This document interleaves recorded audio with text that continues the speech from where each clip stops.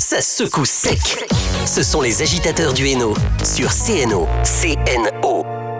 De retour sur CNO, nous avons le plaisir d'accueillir deux Hainains, Stéphane, propriétaire et directeur du centre équestre de Soltin, une structure emblématique des Hauts-de-France installée dans une ancienne ferme du XVIIIe siècle. Il accompagne cavaliers débutants et confirmés depuis plus de 2 décennies. Stéphane dirige une équipe motivée, encadre des concours de stage, pension de chevaux et porte actuellement un ambitieux projet d'infrastructure. Stéphane, comment êtes-vous devenu passionné d'équitation ? Quel déclic vous a conduit à reprendre et développer ce centre en 2001 ? Moi, je suis tombé dedans depuis mon plus jeune âge, puisque avant moi, c'était mes parents qui ont ouvert la structure en 1970 sur les bases d'une ferme qu'exploitait mon grand-père.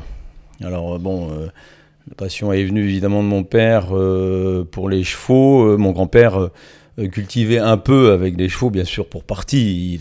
C'est une époque où il y avait quand même la mécanisation qui existait depuis longtemps. Mais enfin, il avait des chevaux, il avait des bêtes, des vaches, etc.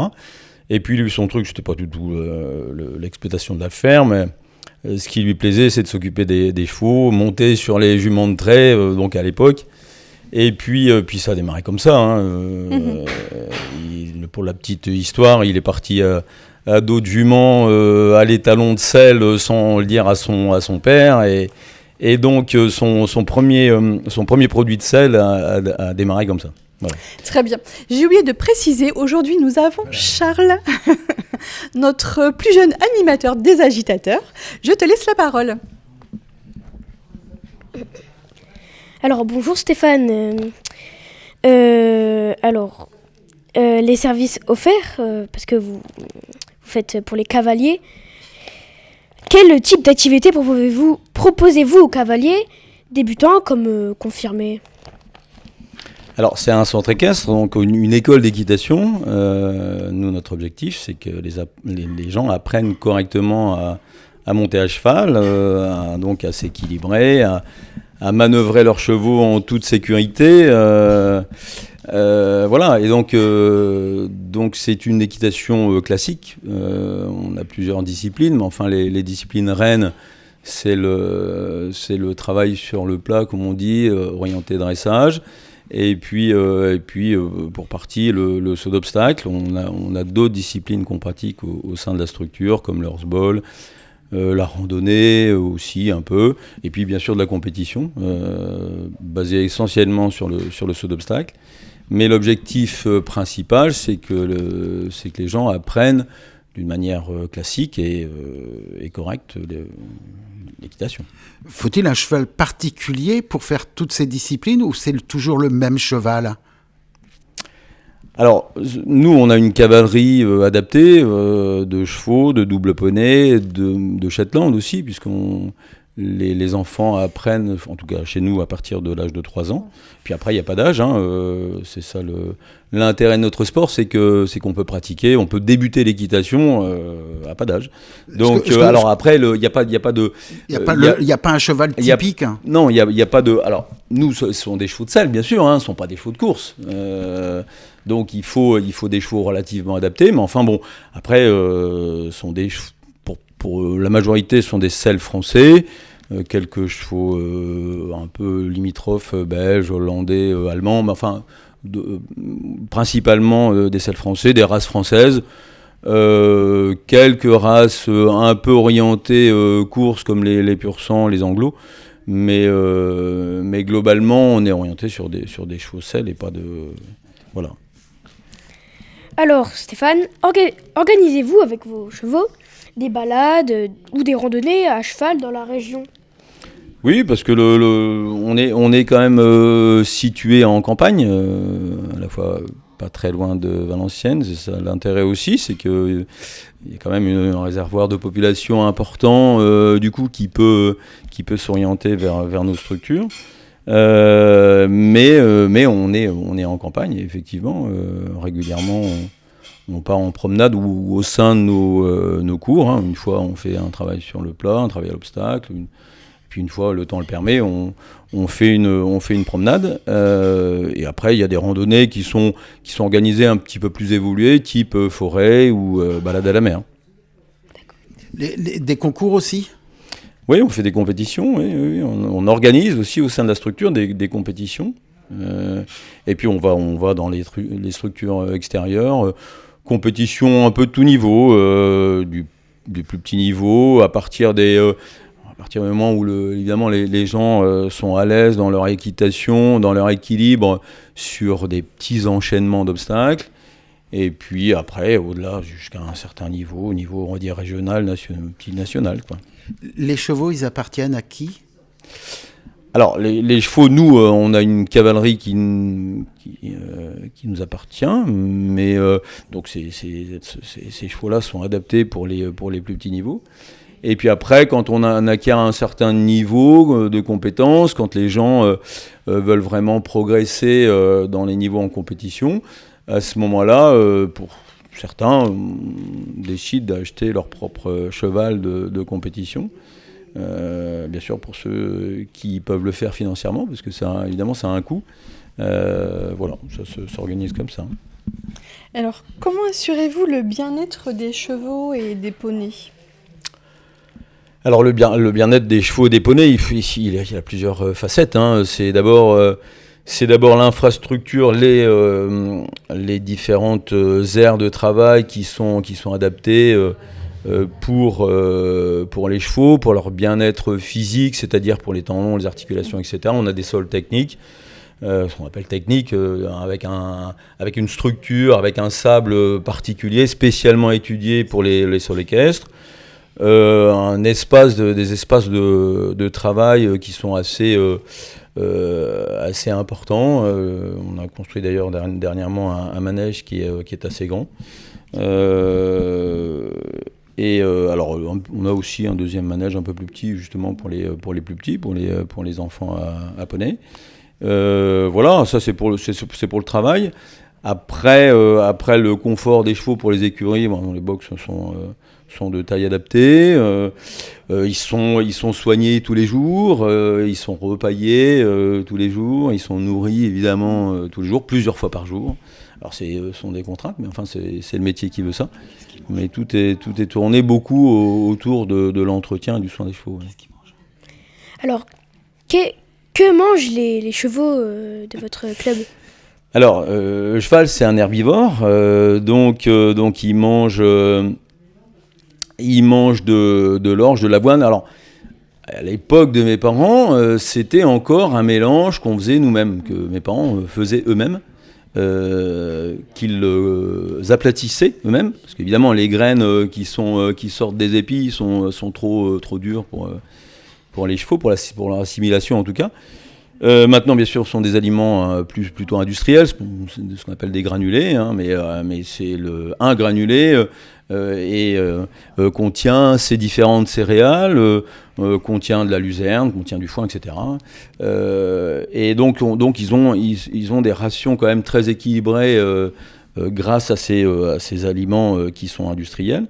Et en plus de ça, évidemment, on leur apporte de la fibre comme le foin et la paille. La paille, c'est plus pour la litière, mais enfin, ils en mangent aussi. Et puis le foin, qui est une base pour l'aliment du cheval, puisque le cheval est un herbivore. Donc c'est principalement de base le foin qui est important. D'accord. Est-ce que à la vente, un cheval est cher ?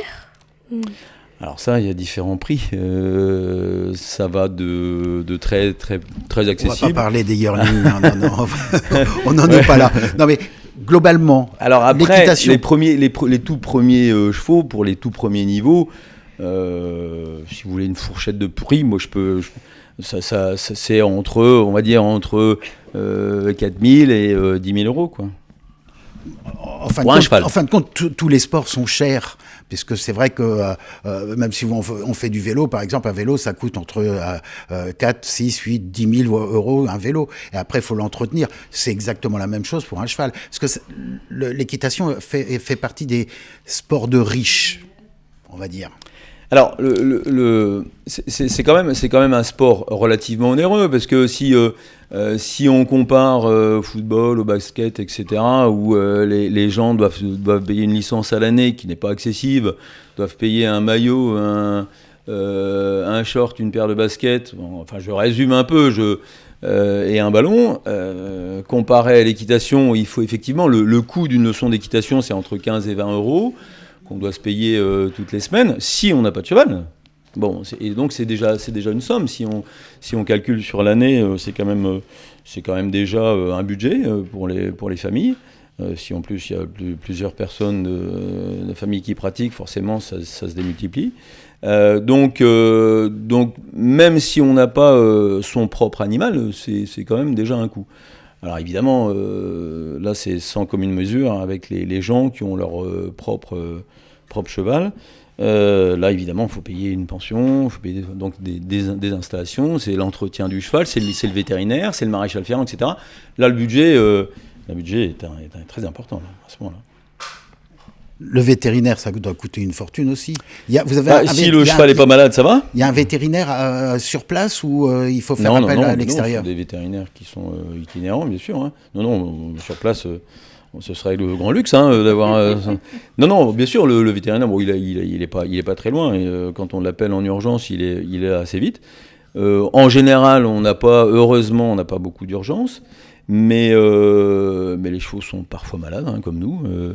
Globalement, si un cheval n'est pas malade, c'est pas non plus un budget énorme. Enfin, il y a des vaccins, il y a des vermifuges, il y a des soins comme ça qui se rajoutent, en plus de l'entretien de base, de l'aliment, de la pension, etc. Sans compter si les gens font de compétition. D'accord. Proposez-vous des cours d'équitation pour enfants ou des stages pendant les vacances scolaires pour les enfants ?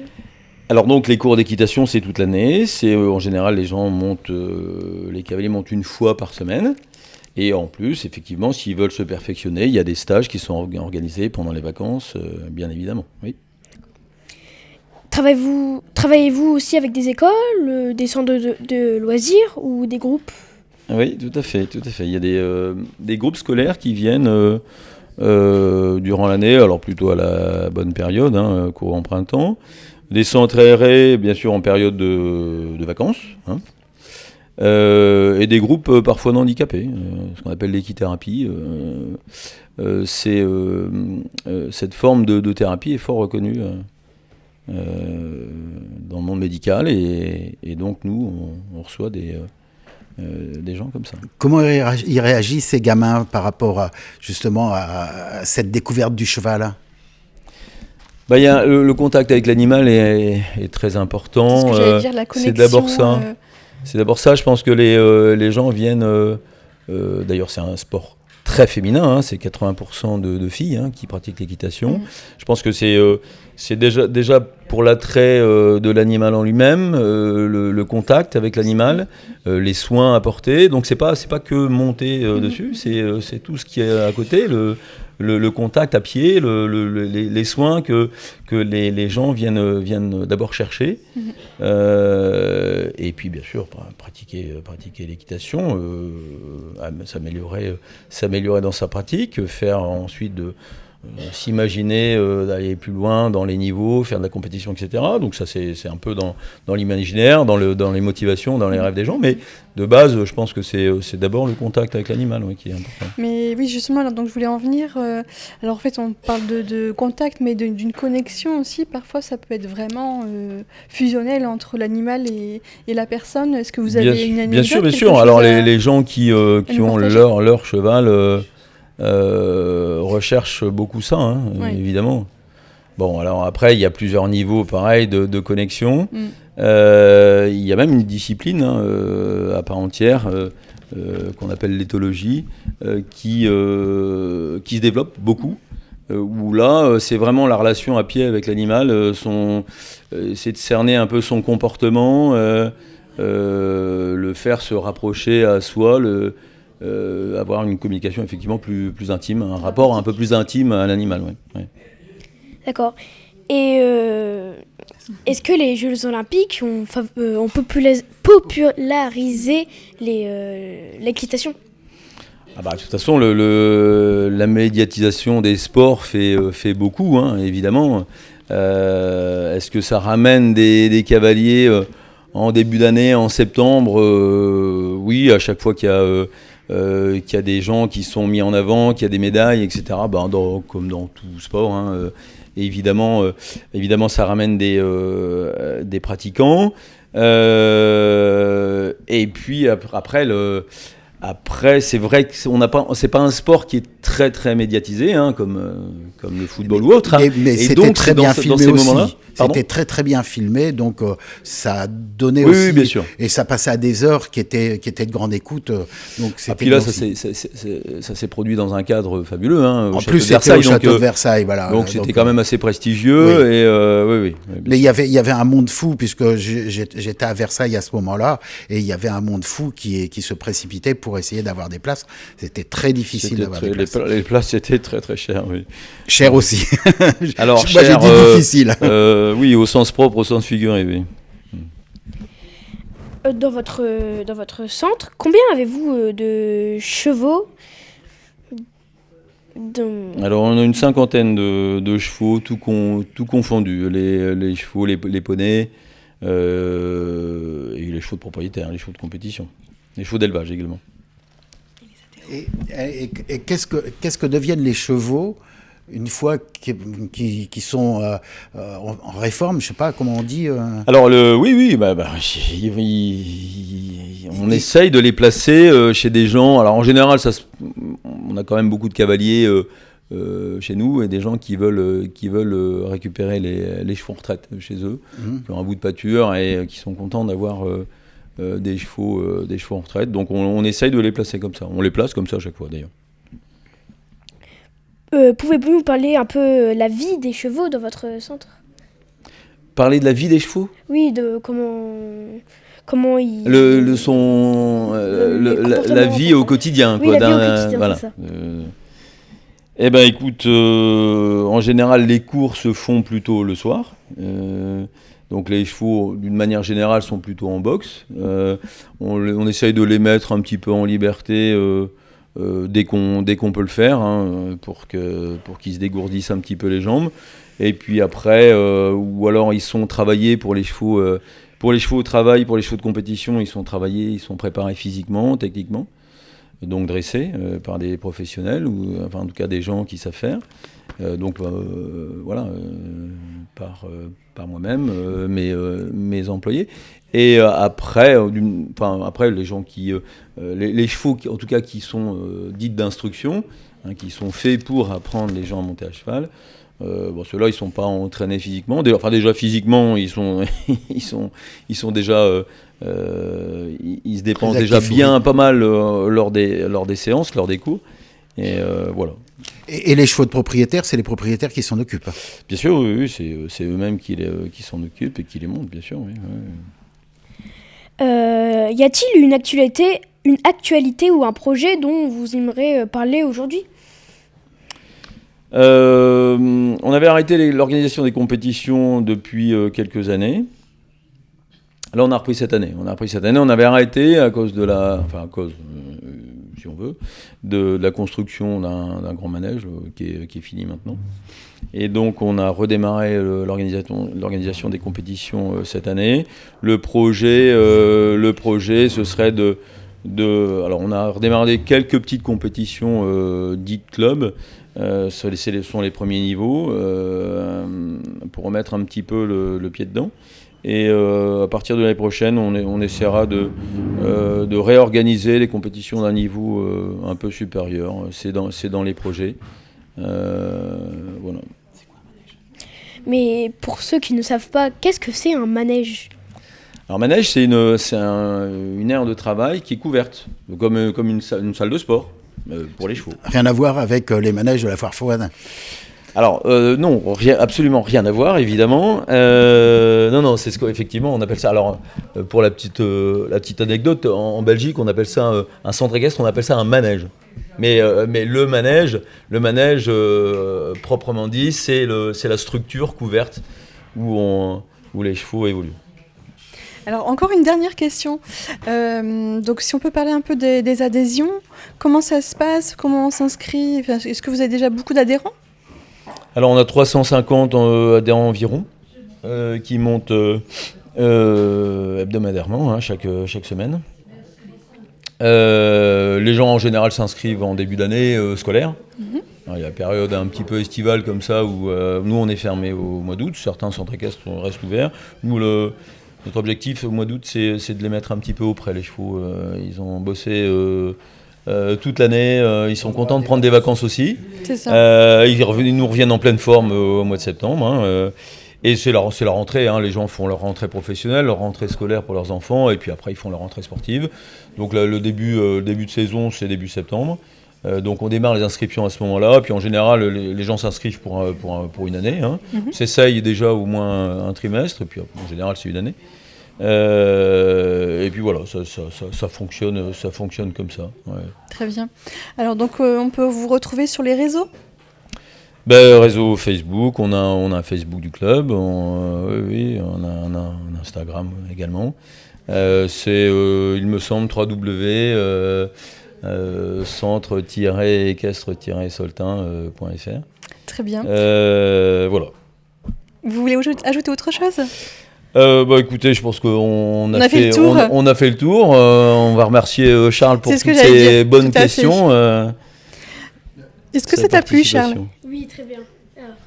Oui, très bien. Tu reviendras? Oui, je pense que oui. Je pense qu'on le reverra le jour où on parlera de jeux vidéo, ce sera plus son domaine. Ouais. Tu veux en faire ton métier? Pas vraiment forcément, mais j'aime bien. Je trouve ça amusant. Qui sait un jour. Merci. Alors, l'émission est rediffusée donc chaque dimanche de 22h à 23h. Retour du Réveil en Rire avec Patrick jusque 13h sur CNO. Ça secoue sec. Ce sont les agitateurs du Hainaut sur CNO. CNO.